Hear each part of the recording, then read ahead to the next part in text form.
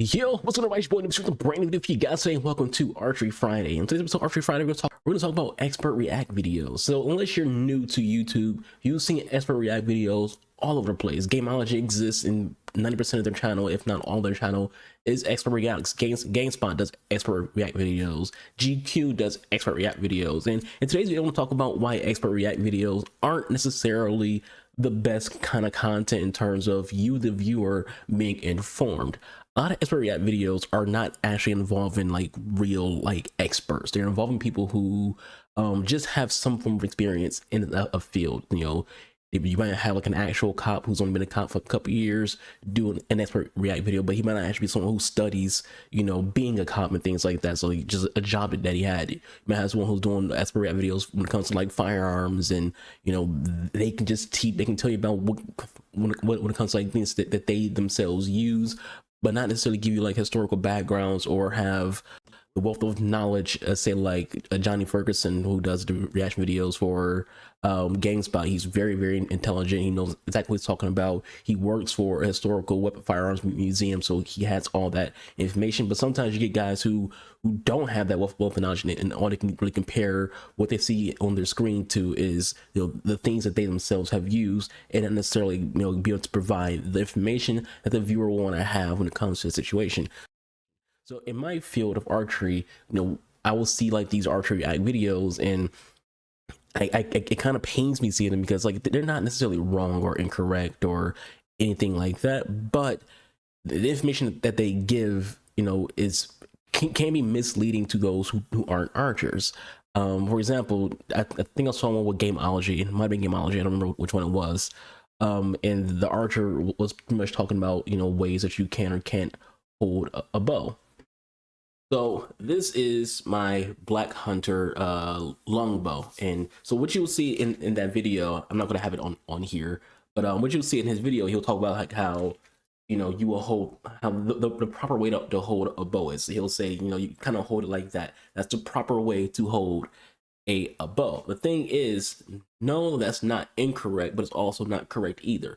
Archery is something that has multiple facets, and there's multiple ways that you can and can't do something. It's not wrong to hold the bow like this. You can still have a loose grip, because the whole idea here when it comes to using these kind of bows is that you have a loose grip and not have like a deft grip on these kind of bows. These bows aren't designed to have like a deft grip, but you can still hold it like this and it not be, you know, and it not be a tight grip. So this isn't, you know, him saying like, oh, you have to have it like this, isn't right in the sense that you don't have to have it like that. And that's kind of things that happen when it comes to like reaction videos, is they'll tell you things that don't necessarily like apply to all things, because archery does not exist in a vacuum. There's multiple ways to do archery. And he also said like, you know, you can't have the arrow in certain positions, and that's not correct either.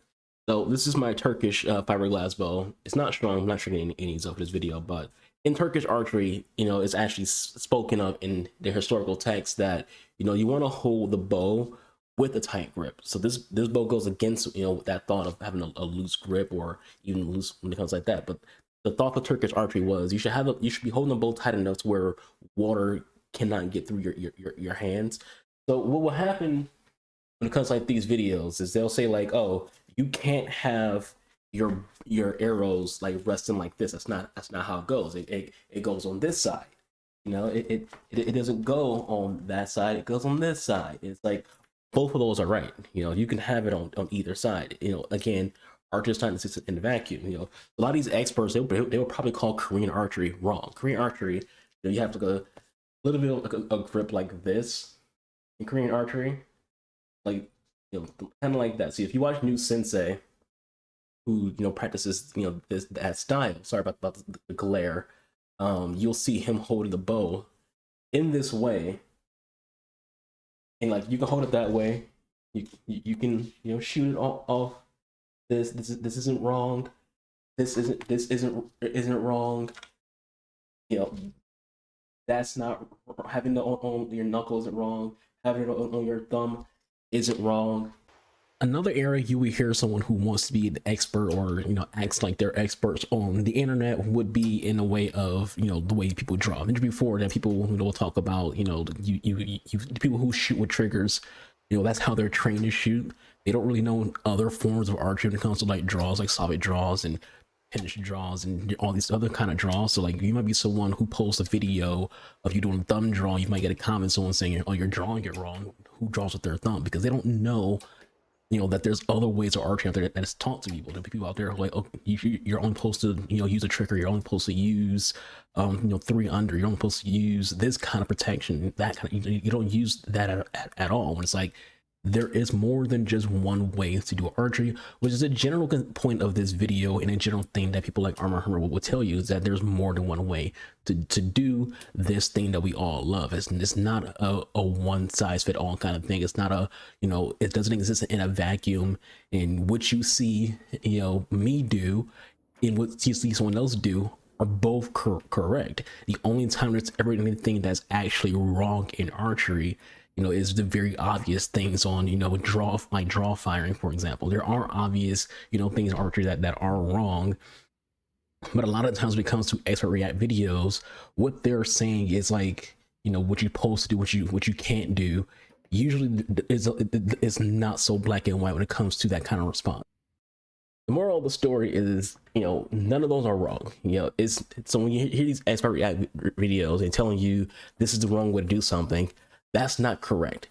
Because a lot of these experts, they learn their way, and so they tell people to do things the way that they learn. If someone learned only in doing like a Western style archery, they're only going to be able to tell you how to do archery from that perspective of being someone who does Western style archery. They can't tell you about Comanche draw and how the Comanches used to shoot. They can't tell you about how other Native American tribes used to shoot or still does to this day. They can't tell you about Slavic draw and that form of archery. They can't tell you about Turkish and other forms of Asian archery. They can't tell you about Manchu draws and Kyoto style draw. There's all these different facets of archery, and these experts don't have experience in all of those. They just have the experience that they have with what they do. It's kind of like hiring an Olympic archer to tell you about Asiatic archery. Most Olympic archers won't know how to do Asiatic archery because it's not what they learn how to do. So when it comes to being these experts, they're not actually experts. They're just people who have experience in the field, and usually their experience within the field is only within one section of of that field. So you might have someone who is a sniper, and that's all they really focus their learning on. They can't tell you about how Israeli firearms work or how German firearms work if all they learn how to do is just be a sniper, and now you're interviewing them to talk to you about all these different guns from different video games and across the world. But if you want to see like people who do have a wealth of knowledge in any kind of like aspect, it's not the experts you should listen to, it's the teachers. People who have experience as modern day teachers in a field are usually the ones who can provide you with that real expert knowledge. In my field of archery, there'll be guys like Armin Hirmer. If you watch archery videos, you will hear the name Armin Hirmer pretty much all the time, because he's pretty much looked at as one of the most respected teachers on the internet for archery. And we watch his videos, he will tell you that there's multiple ways to do archery, and that these other ways he will tell you is like the way to do it. That's not correct. There's multiple ways to do it, and none of those other ways are wrong. Another person would be New Sensei, who again is someone who has experience with all forms of archery and also is a teacher. He literally works as an instructor in Australia. So the teachers are the better experts than the people who actually who you see in those videos, because they have the knowledge. Knowledge is what you watch the videos for. You want to hear an expert give you an opinion or give you any kind of like tutelage or help or with something. You want someone who has the knowledge to tell you that, not just someone who, hey, I've been doing archery 10 years. I've been doing it with compound bows 10 years. I've never used a traditional bow, never used an Asiatic bow, never done anything involving Kyoto style. All I've ever done is hold a trigger and do compound bow shooting. I'm an expert on all things archery. Like that's not what you want to hear from, because that person doesn't have the experience to tell you about Japanese styles and Korean styles and Chinese styles and Turkish styles and Ottoman styles, and what kind of bows the Syrians were using and Comanches were using and things like that. Like they can't give you that kind of breakdown because they don't know. They'll tell you like, this is what we do. We hold it this way, we shoot it this way. Yada yada. Like he also, like, I remember he said you have to like cant the bow. So to show you what a cant is. Canting the bow is basically like you just instead of just shooting straight, you got a little bit of an angle. So that's what you will have. And different forms of archery have different styles of trying to manipulate the bow in a certain way. But with a bow like this, Asiatic bows in particular, there's a thing called katra. So with katra, you're basically just adding like a little bit of, instead of you would shoot straight. Sometimes you might get a little bit of cant, but generally when it comes to katra, you're going to like shoot your bow, and then a little bit of flick. Depends on what kind of bow. There's different forms of it. You can do like a little bit of a side torque. You can do like a little bit of a downward little thing. And the thought there is just to give the arrow a better way out from the bow, because these bows don't have center shots. And some would be designed to have a thinner freaking in the little window. Like, so you have the windows on traditional bows. It's a little cutout to give you a center shot, basically make it to where when you fire your arrow, there's a better chance that that arrow is going to land exactly where you shoot it. For these kind of bows, it's a little thick here, so you don't have a center shot, so you got to compensate for the bow's design. So kata will basically be a way to help the arrow get to where it needs to get to without any problems. And the same thing comes when it comes to like why someone can't a bow. The thing is, you don't actually have to cant the bow. You don't have to do kata. There's ways that you can just compensate for anything, and there's no wrong way. So someone saying you have to cant the bow, that's not correct. Someone saying you have to do kata, that's not 100% correct. You can, or you don't. That's just it. There is no 100% you have to do archery this way, because as one Armin Hirmer will tell you, as long as you get the bow, and once you get that arrow from point A to point B, you've done archery. And that's it for today's video on Archery Friday. Hope you all enjoyed. Leave any thoughts, have any comments below, and I'll catch you guys on the next one. I'll be your boy Nubis Spot here. Deuces.